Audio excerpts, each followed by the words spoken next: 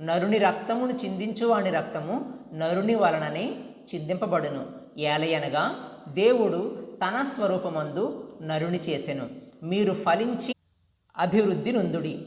మీరు భూమి మీద సమృద్ధిగా సంతానము కని విస్తరించుడని వారితో చెప్పెను.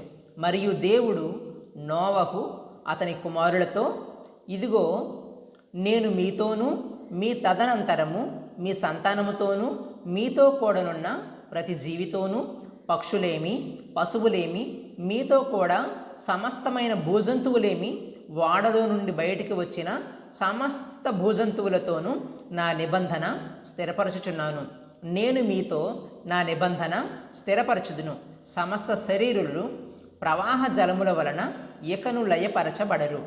భూమిని నాశనము చేయుటకు ఇకను జల ప్రవాహము కలుగదని పలికెను.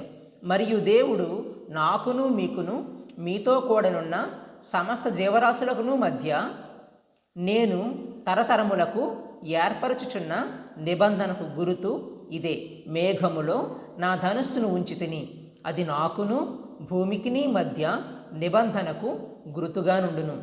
భూమిపైకి నేను మేఘమును రప్పించినప్పుడు ఆ ధనుస్సు మేఘములో కనబడును.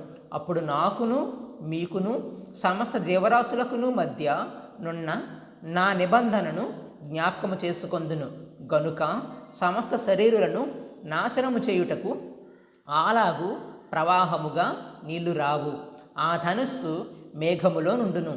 నేను దాన్ని చూచి దేవునికిని భూమి మీదనున్న సమస్త శరీరులలో ప్రాణము గల ప్రతి దానికిని మధ్యనున్న నిత్య నిబంధనను జ్ఞాపకము చేసుకుందునెను.